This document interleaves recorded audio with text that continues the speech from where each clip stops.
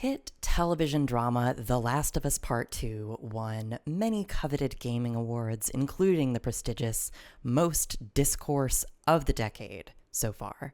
Art is harder to enjoy during hype and controversy. Not only did the game suffer from numerous delays, a gigantic high-profile content leak, and gamer anger so intense that counter-trolling became a meme in itself, but the game was clearly designed with shock value in mind. Last of Us Numero Uno was ultimately a feel-good game, a story of true familial kinship in harrowing circumstances. The most common critique of Parte Uno was, nice plot, shallow action game, why not just make a TV show? Then they did, and I said, well, I certainly did watch that twice. Don't get me wrong, HBO Last of Us is a fine substitute for your mom who refuses to get good already. I was really on board for the show to do something new with the setting and the characters, but they kept it about 90% identical. And yet somehow, something was missing. The missing piece was that feeling of interconnection. It's not just about the bond between two characters, it's about the passage of time. Walking Simulator was a joke name for a storytelling technique that got hugely popular in the 2010s. When game budgets rose and cinematic storytelling with them in the 2000s, gamers decried the lackluster pacing of high-budget games, and so the Walking Simulator emerged as a compromise. We needed the plot to prop up gameplay, but we'll let you push forward on the analog stick while you listen to characters talk, you little lab rat. Walking sequences got a bad rap because they hurt the replay experience. Once you know the game and want to test your skills with self-imposed challenges or high-speed gameplay, a walking segment just kills momentum. We don't play games just to play them, we share them. Whether you play games with people in the room, watch a streamer, make long videos about them, it's clear that games now thrive on more complexity. Even action games that appeal to our lizard brain instincts, they indulge our desire for skill trees, dodging, parrying, and combos into super. A game where you blast zombies and pick up trash seems almost cute. I never got into Uncharted, but I feel that the overexposure of that series ruined our collective appetite for The Last of Us. It's fair to criticize artists for repeating themselves, but I'd argue that Last of Us 1 does innovate in a humble way. All those moments of walking and talking with Ellie evoke the sense of a road trip. You're not just walking, you're hiking through densely populated areas, slowly opening up to each other, stopping for snacks and rest. Although people derided the water crossing sequences as a little goofy and contrived for this grounded setting, it's a meaningful action. You, the player, get to help someone who needs it. Would this game be better if you could raise your APM and do limit break combos with Ellie? I don't know. If you want more delicate and artful gameplay expression of relationships, Journey's over there. The only real sin that this game commits is straddling the line between two popular genres. It's too simple for a fast-paced action game, but has too many explosions for a thoughtful indie game. With the benefit of hindsight and the constant repackaging of the game behind us, I expect that it'll become like Stand By Me, a film with no genre-defining gimmick, but a timeless tale of the quintessentially human, something to watch when you need warm reassurance. So, where the hell does that put Last of Us 2? They followed up a feel-good game with a certified feel-bad game. The game was not the first high-budget title to draw tons of generically positive reviews and bad fan posts, but it's not every AAA game that shows the main character doing that. Even the badass tough guy games don't pull this kind of overt violence. So there was backlash, and though I'll argue in favor of these aesthetic choices, I want to acknowledge why the history of the game is so steeped in resentment. The common line is that everyone was mad because, you know. They're going to kill Joel! They're going to kill Joel! They're going to kill Joel! Help! Not only is the story grim, the game is just gruesome. And this leads us to the more damning criticism that the violence is just set up for a cliche plot twist everyone is sick of. Oh, revenge isn't so sweet after all. But here's the real twist. Does any character in this game expect the revenge plan to work? Look back at the morning scene. Do Ellie and Dina here sound like they're gearing up for vigilante justice? They sound like people with nothing else to do. In my first playthrough, the entire opening sequence felt so busy. 3 different points of view all intercutting together. But as I replayed the game, I noticed that Ellie and Dina's tutorial is killing as a day job. It's zombies, and we are so used to that it feels like a chore. But I imagine if your entire teen years were spent learning to stab in the name of protecting your community, and then you failed in your duty as a protector, then found yourself completely alone, what would you do? It's not a deep statement about human nature and the meaning of justice in this game, but it is a character study of simple young people in extraordinary circumstances. I don't think any of us expected Ellie to feel better as she checked names off of her death list, but what makes this cast engaging is how their wants and needs clash over and over. It's not a story about revenge. It's a story about young adults losing their caretakers, then agonizing over feelings of guilt and responsibility, then taking their first steps into truly selfless, independent family life. The real bad news is Ellie's a gamer. So how does the game part of the game support this character arc? Last of Us Parte Dos has the same dirt simple third-person shooter core as the predecessor. You crouch walk, shoot guns, hit people with sharp objects. Some commentators who loom large in games discourse pointed out that the game pushes you toward the least engaging mechanics. Guns are good, crouch walking is good, melee weapons delete everyone within 5 feet. And because these mechanics don't force us to plan ahead and anticipate the next thing, we end up staring straight ahead and, ooh, God. Bear smells something. But I'm here to tell you this game does have more to appreciate below the initial shock value. First of all, it is a shame to dismiss these environments as nice graphics. Sure, the game's naturalistic art style doesn't have the pizzazz of a more stylized game, but the more I play through these levels, the more I feel at home. The water is stunning, the fire is breathtaking, the sun is setting, and the rising and bleaching of the graveyard colors the finale with something unique. If you're just here to dig your teeth into gameplay, I respect you. But let's not dismiss the art here as window dressing. Soldiers blind you with their flashlights, stalkers burst forth from walls of intricate fungus, and water lets you eat your prey like a shark. If you're not engaged by those, then what about level design? I spent the 2010s listening to all my favorite critics mourn the death of true level design.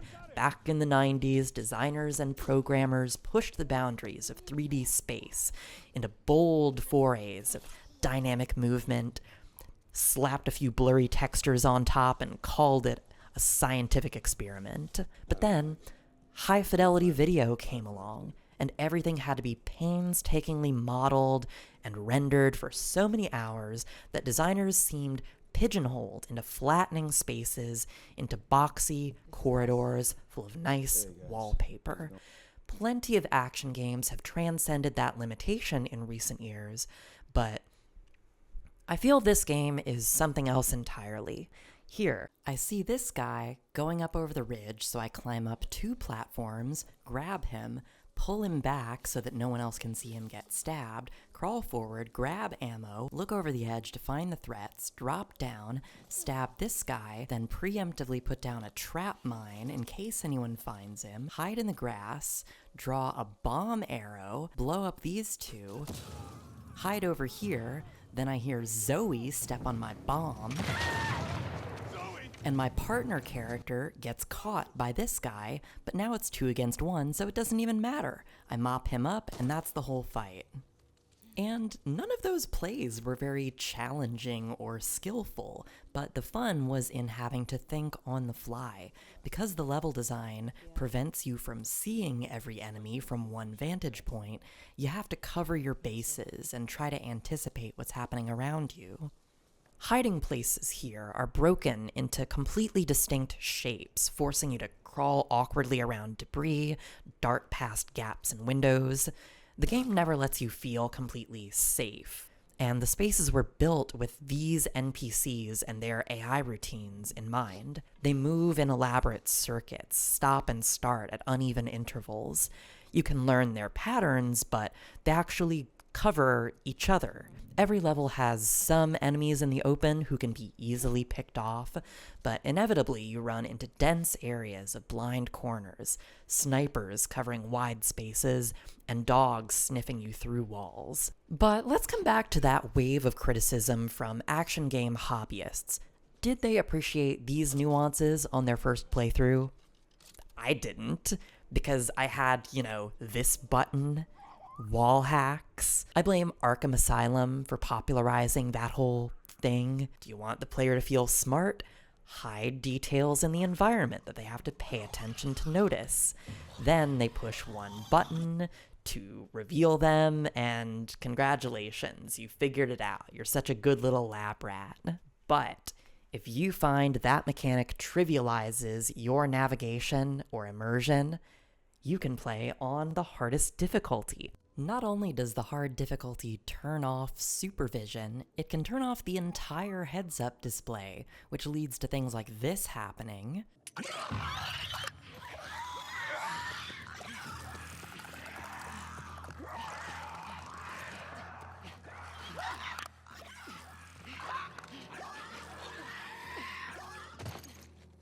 Jesus. Does the level design survive that complete change to the system mechanics? I'll come back to that in a minute, but first let's compare how a few different stealth games incentivize players to really engage with their environment. In his commentary on Metal Gear, George from Super Bunny Hop pointed out that the satisfaction of the no alert run trumps the base game experience. Players smoothly thread the needle through danger to complete levels without stopping for a single beat. Metal Gear levels are mostly flat, so visualizing the path feels like navigating a maze or a board game. For a more 3D example, I'd recommend Dishonored. Those games give you all the powers of a literal ghost, teleporting through thin air, tricking your enemies into jumping at shadows, and even astral projecting into their bodies. Just making your way to the objective is easy, but the real fun is in toying with everyone along the way. And Last of Us 2 sits somewhere in the middle of those. The environments are too messy and the NPCs are too squirrely to give you that satisfaction of a clean run through every level. So, where does the game lead you? On normal difficulty, you can crawl through an area and then mop up the remaining NPCs with guns on your way to the exit, but on harder difficulties, it really feels different. They'll hit you like a brick wall. That's when the movement mechanics start to feel meaningful. Doors just aren't safe to walk through anymore, but gaps in the wall can be crouched or crawled through, and cracks can be slid through, and the enemies do that same thing right back at you. Remembering a crack in the wall 3 rooms ago not only provides an escape route safe from hunting dogs, but it turns your pursuers into fish in a barrel. Landmines exist in so many action games, but how often have you seriously used them? Like, I love the 3D Fallout games, but even on the hardest difficulties, landmines feel like they break those games. The levels just don't support them. Those games are dungeons where you're always advancing forward. Last of Us 2 is the first single-player game where I actually felt like I could plan a trap. And in addition to premeditated moves, I felt engaged in making spontaneous decisions. Getting caught in this game feels so much more fun than any other stealth game. The problem with fighting in most stealth games is that it's too binary. Enemies run straight at you, and either you mow them down and the game penalizes you points for it, or you find a hiding spot and just wait for the game to reset itself. Last of Us 2 feels like the most exciting game of tag you'll ever play, and I'm not the smoothest player of this game. I could have taken all those NPCs down faster or just completely avoided them and gotten to the exit, but doing each of these things felt natural, and by the time I was done, I didn't want to go back for a more clean play because I felt like something unique had just happened. When you can count each bullet in your head with the heads-up display turned off, it keeps the gears in your brain turning. And when you know the enemy will just jump scare you no matter how careful you are, then you're mentally prepared for a fight, embracing it instead of just checking out and resetting to try again. There's a constant push and pull between the three core mechanics: combat, stealth, resources. Combat is simple, but it costs you resources. Stealth is free, but it leads to danger inevitably. Then collecting resources offers you more solutions, but it costs time and puts you in danger during stealth and combat. That's why I think normal difficulty does this game a disservice, and might have benefited from more polish. When minor patience and aim lets you stab half of the room and then mop up the rest before walking in circles, spamming the grab button for 5 minutes to collect everything, the rooms get repetitive. So my suggestion to you, if the game felt unengaging, then try these particular difficulty settings. They turn combat into a high-stakes scramble and make every single resource feel important, but they leave stealth generous enough that you don't feel cheated because somebody spotted your elbow sticking out from past a corner. On the hardest difficulty, I feel that options are too limiting. Because each enemy covers half the map with their vision, you end up just memorizing where they go and having to plan out every single bullet, which is a cerebral challenge I have fun watching other people do, but if you really want to flex your brain, go play Tetris. So, I guess that's it. We solved the game. Just a few design decisions that went awry, all that discourse because some people couldn't find the tweakable difficulty settings. Nothing else controversial on our plate. All right, we have reached the spoiler portion of the video, so I will wait for you to finish the game if you haven't already. Don't worry, I will be right here until the next time that you need to fold your laundry, walk some dogs, or be lulled gently to sleep. All right, so what the hell was that? For context, I played this game with no spoilers, no discourse immediately. I had a vague idea from internet posts that it would be edgy and that people were upset, but that was all. You know, aside from the obvious. They're gonna kill him! Help! But I mean, come on. Not even the characters are surprised that this happened. But generally, this does speak to the elephant in the room. They followed up a feel-good game with a feel-bad game. Artistically, that is a bold choice, but we don't experience games in isolation. Again, if you're watching me on this platform, you experience games as a social activity, preceded by sneak peeks, demos, conversation. So when you experience the return of your old video game friends from 5 years ago, your nostalgic reunion might feel tainted by all of the... Now that the initial hype has worn off, we can approach this game as curious intellectuals, eager to take in its characters and their world through eyes unclouded. understanding that the dark atmosphere is a reflection of characters and their inner lives. I mean, it's still kind of batshit. There's a reason that so many great horror films have elements of comedy.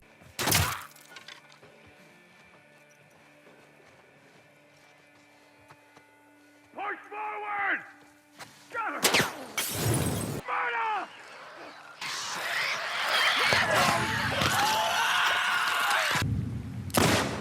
Dick. We all know of our own mortality, and it's scary, but it's also absurd.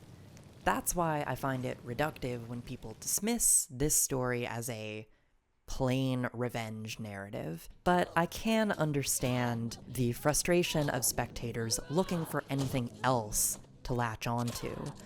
The main character is clearly misguided and despairing, so is the entire plot just an exercise in misery, beating our old hero to a pulp to get a rise out of us? The appeal of this story, much like the first one, is in the small details.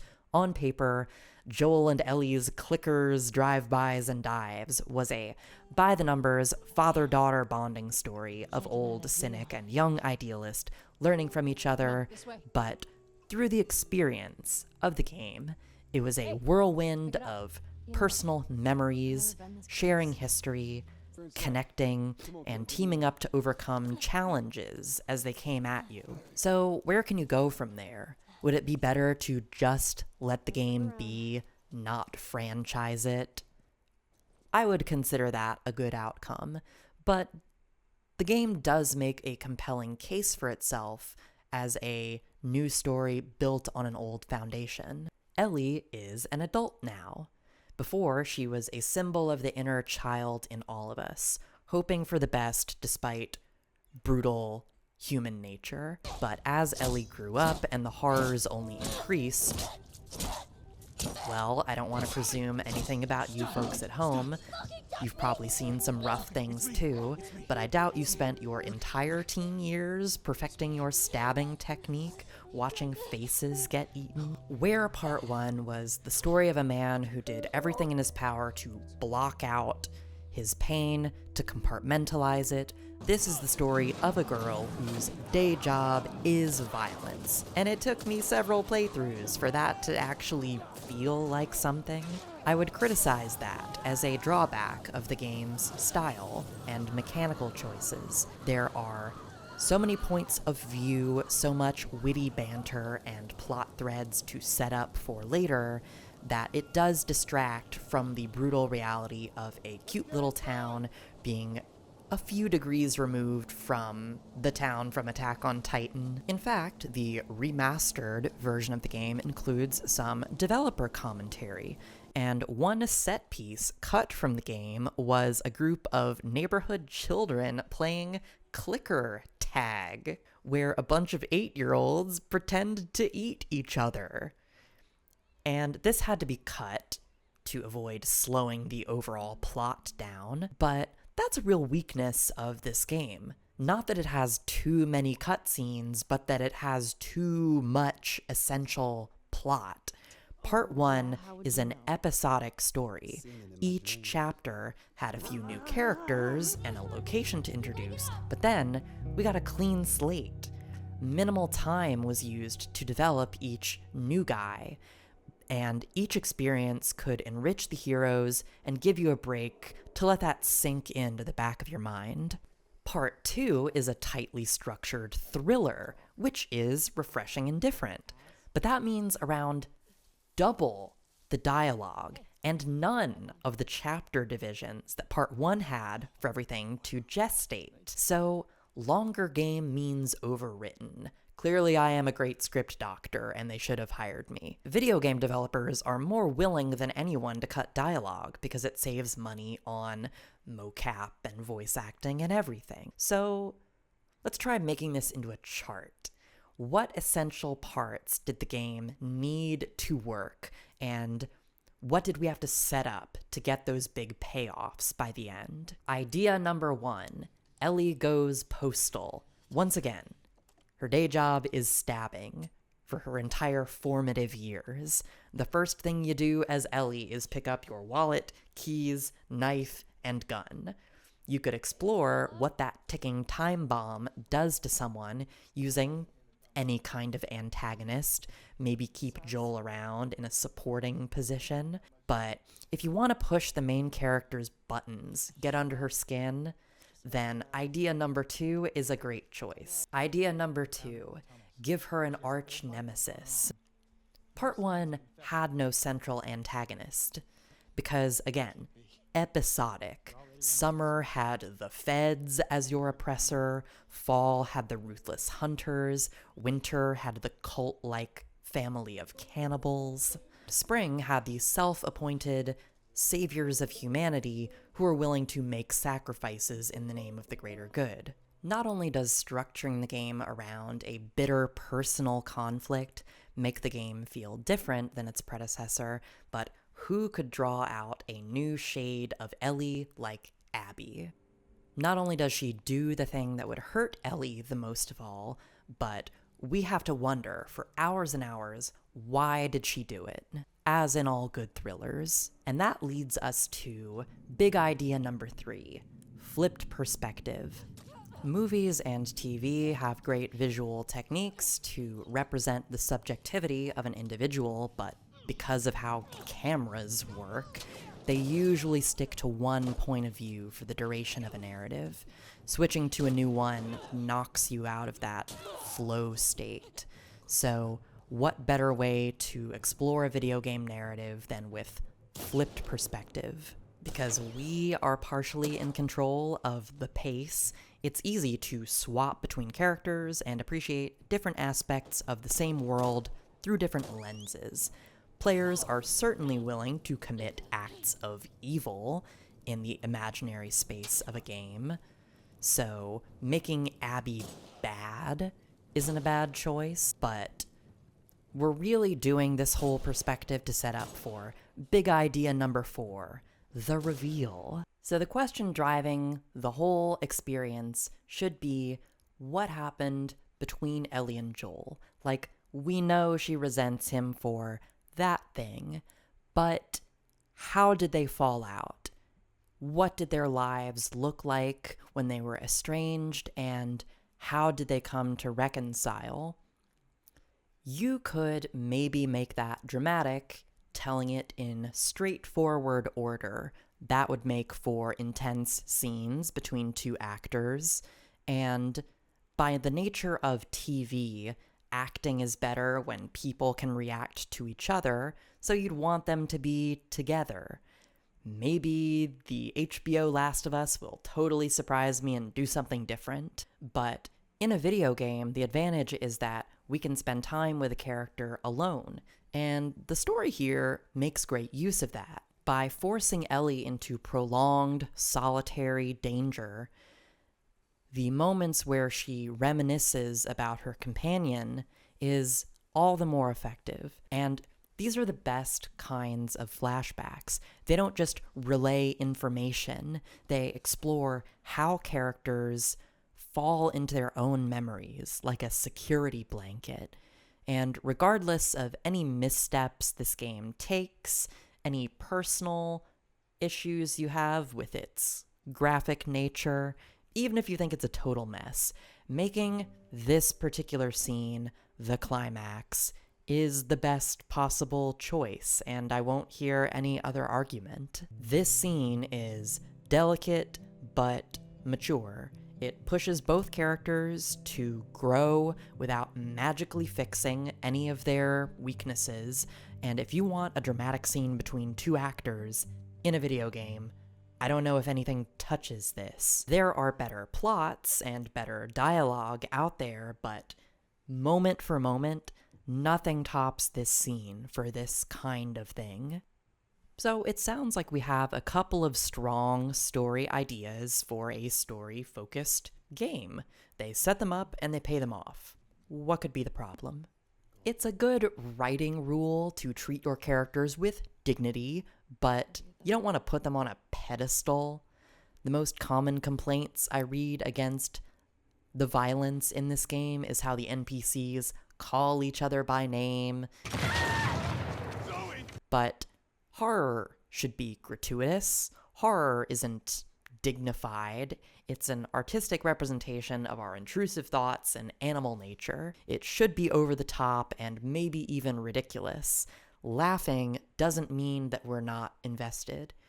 But in my assessment, the writing team got a little too high on their own supply with this one. They were getting a lot of awards and a prestige TV show. I'm sure they had this balanced point of view in mind, but it feels like the characters are on a little bit of a pedestal in the finished product. And who can blame them? They're not just writing for a story, they're writing for the next big actors to give a big speech and bring the medium more prestige that it sorely deserves. But you have to consider how players engage with the game part of the game. Some games make us slow down and read.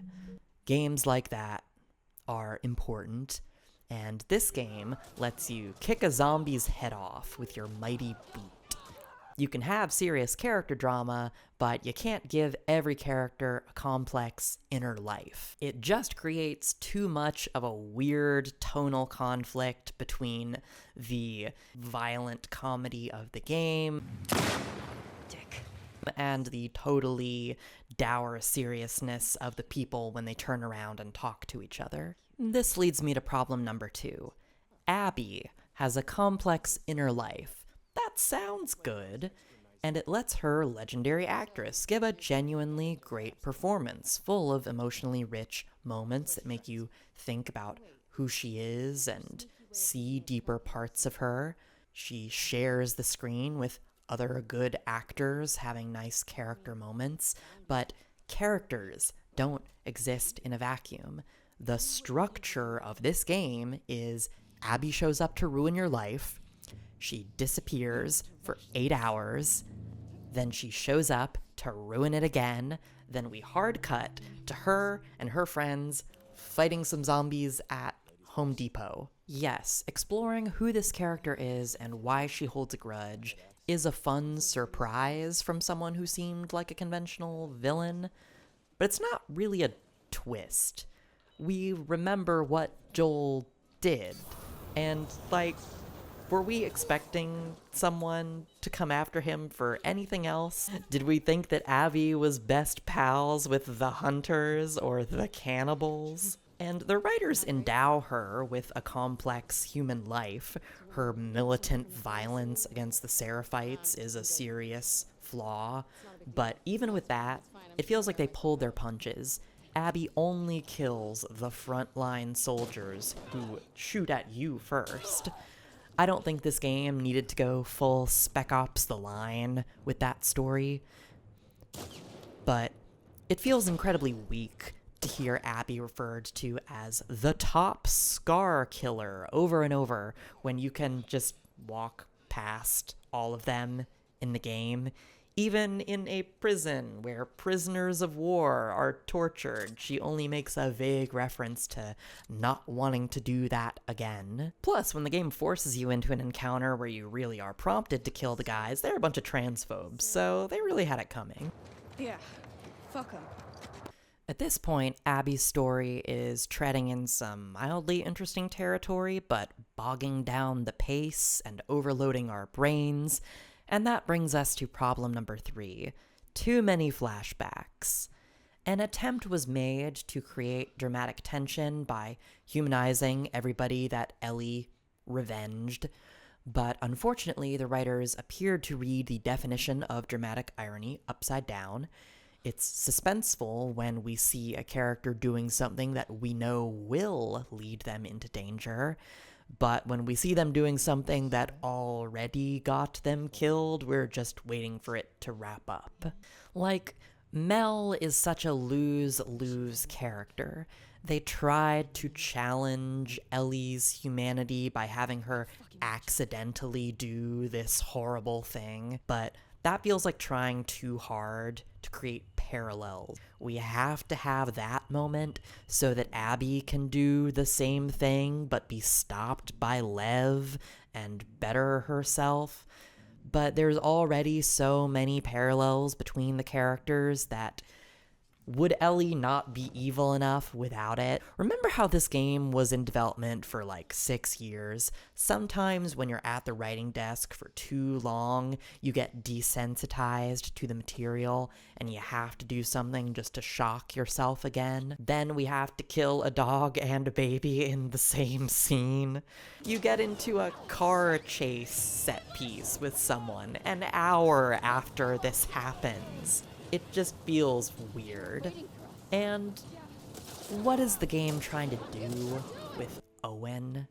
He is highly prominent in Abby's section of the game, and he's a charming enough guy in his dialogue writing. His performance is nice, and on paper, he has this character arc, but it is entirely crammed into cutscenes and flashbacks. He never once follows you around during a level, which is breaking the Last of Us etiquette. I can't fault the scene crafting, but, like, what's the point?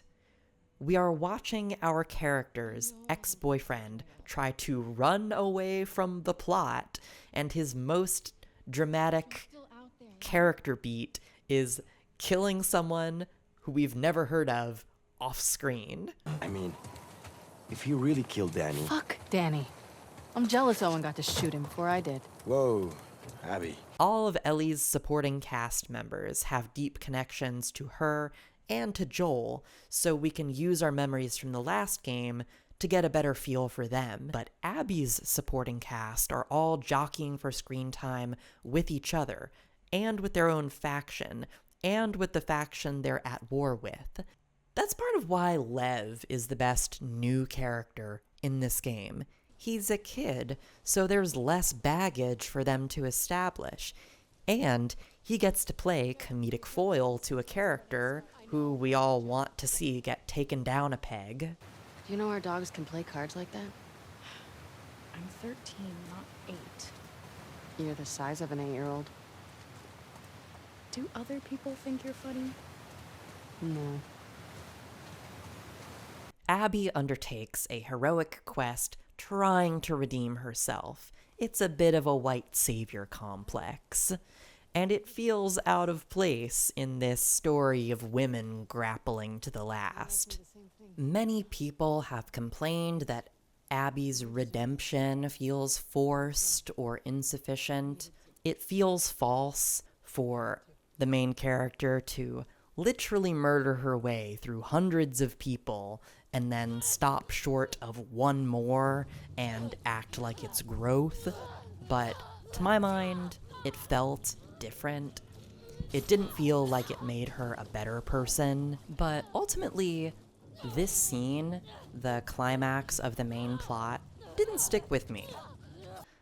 The focal point of the game is the farm. That's the unique thing that Last of Us 2 has to offer. The revenge plot is all just set up. The farm is something special. It's a walking simulator, but it's a walking simulator in which every prop, every little moment and piece of staging feels so loaded and tantalizing. It's so difficult to turn the concept of romance or family into a game, but this tiny piece did that. There is not one way for two women to love one another, but this story is such a fascinating setup.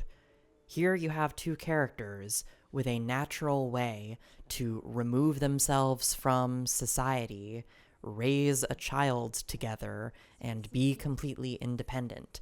This is the stuff of prodigal feminist dreams, and it doesn't have to be contrived. In this world, it makes sense. People point out that Ellie could just stay here. We want to yell at the TV. Don't go out there. What you have is perfect. You literally just have to sit here doing nothing. But we do. And the game is using its systems to create a shift in the rhythm. When you're walking around the farm. There's nothing to sink your teeth into. It's beautiful, but it's too quiet. Ellie's continuing revenge is completely stupid and asinine, but you move onward through it, and by embracing the particular playstyle that appealed to me, I finally found myself getting into the last act unlike anything.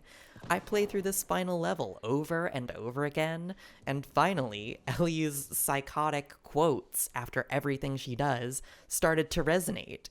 Big group. I better find her before these idiots kill her.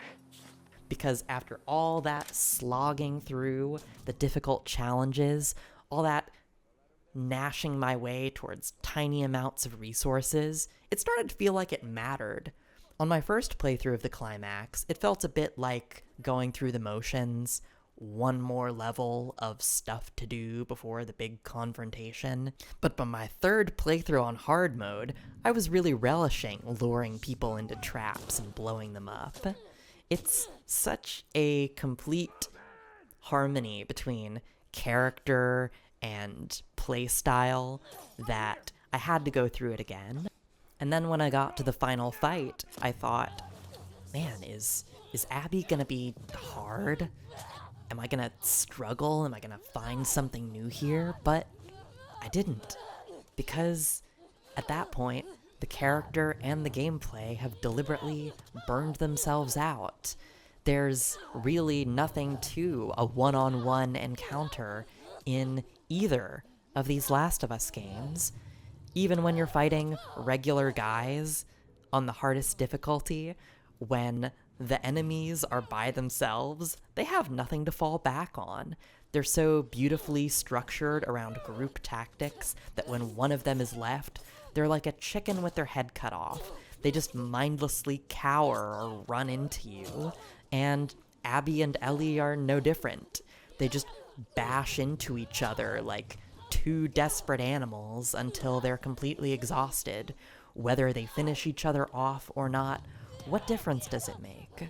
That's what I took away from the game. It's not about some huge reveal, turning this character into a more actualized person. It's about a 19-year-old struggling with things that have no poetic answer. The game is trying a little too hard to impress, but it does have substance. If you want a rewarding video game experience, Last of Us 2 is actually one of those. And in terms of writing, there's some room for improvement. The characterizations could be a little more wild. I'm gonna go watch the HBO take on this show, and I am sure we will be making plenty of bold, original, and shocking decisions to revolutionize these characters and this world.